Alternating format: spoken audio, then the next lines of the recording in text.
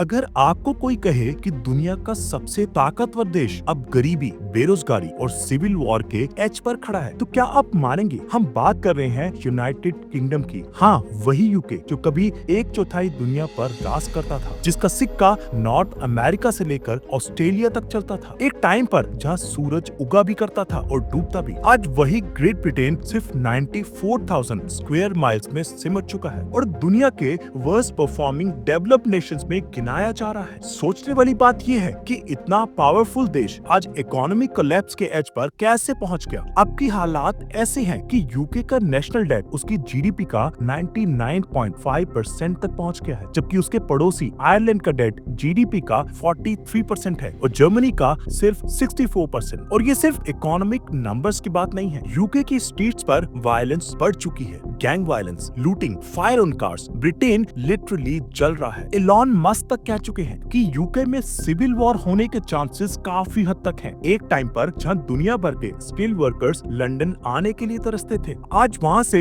लोग भाग रहे हैं। पिछले 10 सालों में यूके में होमलेसनेस 50% तक बढ़ चुकी है। एनएचएस जो एक जमाने में हेल्थ केयर का वर्ल्ड क्लास मॉडल माना जाता था, आज वहाँ 80 लाख लोग क्रिटिकल कंडीशन में भी हॉस्पिटल्स की वेटिंग लिस्ट में पड़े हैं। 2 मिलियन से ज्यादा लोग ऐसे हैं जो हर महीने कम से कम एक दिन बिना खाना खाए गुजारते हैं। 1 करोड़ से ज्यादा लोग एब्सोल्यूट पॉवर्टी में जी रहे हैं। और अगर आप लंदन को यूके से हटा दे तो यूके उतना ही गरीब बन जाता है जितना मिसिसिपी, जो कि अमेरिका का सबसे गरीब स्टेट है। ये सब हुआ क्यों? क्या सच में यूके की बर्बादी सिर्फ एक डिसीजन की वजह से हुई? ये कहानी शुरू होती है 23 जून 2016 को, जब एक हिस्टोरिक रेफरेंडम में आधे से ज्यादा ब्रिटिश सिटीजन्स ने वोट किया, we want to leave the European Union. इस प्रोसेस को ही ब्रेक्सिट कहा गया। तभी से यूके के इकोनॉमिक डाउनफॉल की काउंटडाउन शुरू हो गई थी। अब समझना ये जरूरी है कि यूरोपियन यूनियन था क्या। वर्ल्ड वॉर 2 के बाद यूरोप के लीडर्स ने रियलाइज किया कि अगर हम हमेशा लड़ते रहेंगे तो हम कभी तरक्की नहीं कर पाएंगे। इसलिए 1952 में 6 countries, Belgium, France, Germany, Italy, Luxembourg और नेदरलैंड्स ने मिलकर बनाई European coal and steel community. ये मॉडल इतना सक्सेसफुल था कि आगे चलकर 1993 में यूरोपियन यूनियन बनी, जिसमें 12 मेंबर कंट्रीज शामिल हो चुकी थी। इसका सबसे बड़ा बेनिफिट था free movement of goods, people और सर्विसेज। कोई भी यूरोपियन कंट्री का इंसान किसी भी और कंट्री में बिना वीजा के काम कर सकता था, रह सकता था या बिजनेस कर सकता था। और सबसे बड़ी बात, जब ईयू की कंट्रीज किसी नॉन यूरोपियन कंट्री से ट्रेड करते थे तो वो डील अकेले नहीं बल्कि पूरी यूरोपियन यूनियन के बिहाफ पर होती थी। इससे उनकी बार्गेनिंग पावर सबसे स्ट्रॉन्ग होती थी। फिर यूके ने ईयू से अलग होने का डिसीजन क्यों लिया? पहली वजह थी इम्बैलेंस इन बेनिफिट्स। यूके को लगता था कि ईयू उनका ज्यादा फायदा उठा रहा है। जैसे 2012 से 2016 में ईयू ने यूके के समुद्र से 75 लाख टन मछली पकड़ी, जबकि यूके ने ईयू के वाटर से सिर्फ 90,000 टन। दूसरी वजह थी इमिग्रेशन। ईस्टर्न यूरोप के देश जैसे पोलैंड, हंगरी, चेक रिपब्लिक के लोग मास स्केल पर यूके आ रहे थे जॉब्स के लिए। 2004 में यूके की फॉरेन पॉपुलेशन 3 मिलियन थी, जो 2021 तक 9.5 मिलियन तक पहुंच गई। और तीसरी वजह थी सॉवरेनिटी। ब्रिटिश लोगों को लगने लगा था कि उनके देश के डिसीजंस ब्रसेल्स से लिए जा रहे हैं। ब्रेक्सिट सपोर्टर्स कहते थे we want our country back, लेकिन ब्रेक्सिट के बाद जो कोलैप्स आया उसकी किसी ने कल्पना भी नहीं की थी। बैंक ऑफ इंग्लैंड की रिपोर्ट के मुताबिक 2016 से 2021 के बीच इन्वेस्टमेंट 25% तक गिर चुकी थी। फिर आया कोविड, फिर रशिया यूक्रेन वॉर और यूके की इकोनॉमी और भी ज्यादा अनस्टेबल हो गई। सबसे बड़ा झटका ब्रेक्सिट के बाद ट्रेड को लगा। पहले यूके की 48% इंपोर्ट्स ईयू से होती थी बिना किसी टैक्स के। ब्रेक्सिट के बाद कस्टम ड्यूटीज लग गई, पेपर वर्क बढ़ गया और डीलेस होने लगे। ब्रिटेन की सर्विस बेस्ड इकोनॉमी जो फाइनेंस और इंश्योरेंस पर टिकी थी को सबसे बड़ा नुकसान हुआ। सर्विस सेक्टर फाइनेंशियल शॉक्स को इजीली हैंडल नहीं कर पाता, इसलिए यूके सबसे ज्यादा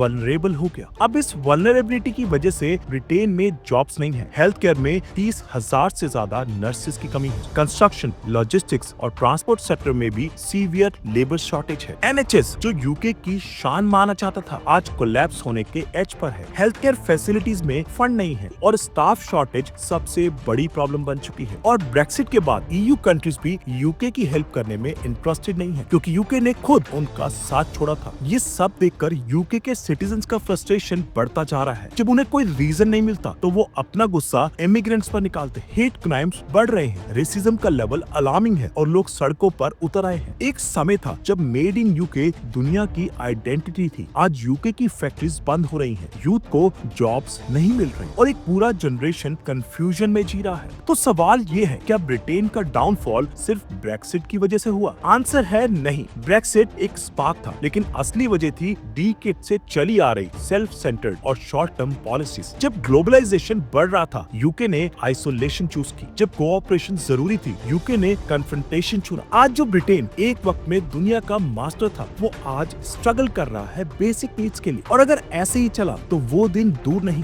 जब हम लाइव देखेंगे एक समय का ग्रेट ब्रिटिश एम्पायर को लैप्स करता हो। तो दोस्तों, ये थी कहानी एक सुपर पावर के डाउनफॉल की, जो गलत डिसीजंस, ओवर कॉन्फिडेंस और ईगो का रिजल्ट है। ऐसे ही और आई ओपनिंग वीडियोस के लिए बने रहिए हमारे चैनल के साथ। मिलते हैं नेक्स्ट वीडियो में एक नए शॉकिंग सच के साथ। तब तक अपना ख्याल रखिए और याद रखिए, दुनिया बदल रही है। आप कितने तैयार हो?